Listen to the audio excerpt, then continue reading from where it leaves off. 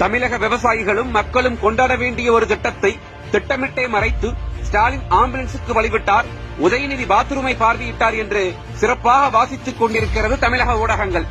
தெலுங்கானா மாநிலம் இச்சம்பள்ளியில் இருந்து தமிழகத்தில் உள்ள கல்லணை வரை 1211 கிலோமீட்டர் தொலைவுக்கு கோதாவரி காவிரி இணைப்பு திட்டம் செயல்பட உள்ளது. கிட்டத்தட்ட இந்த திட்டத்தினுடைய மதிப்பு 85,962 கோடியாகும்.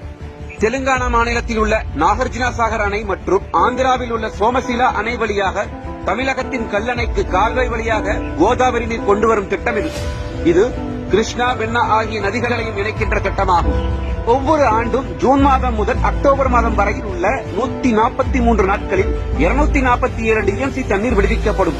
இதில் வீணாகும் நீர் போக மீதமுள்ள 230 டிஎம்சி நீரில் தெலுங்கானாவுக்கு 65.8 டிஎம்சியும், ஆந்திராவுக்கு 29.92 டிஎம்சியும், தமிழகத்துக்கு 84.28 டிஎம்சி நீரும் கிடைக்கும் என அறிக்கையில் சொல்கிறார்கள்.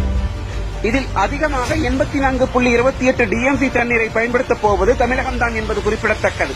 இந்த திட்டத்தை மத்திய மோடி அரசின் ஜல்சக்தி துறையின் கீழ் வரும் NWDA இறுதி செய்திருக்கிறார்கள். இதற்குத்தான் மேற்கொண்ட பணிகளை சொல்லி பிரதமர் மோடிக்கு நன்றி தெரிவித்துள்ளார் எதிர்க்கட்சித் தலைவர் எடப்பாடி பழனிசாமி அவர்கள். இதை தமிழக ஊடகங்கள் பெரிதாக கண்டுகொள்ளவில்லை. அச்சு பத்திரிகைகள் முதல் பக்கத்தில் வரவேண்டிய செய்தியை கடைசி பக்கத்தில் போட்டுள்ளார்கள்.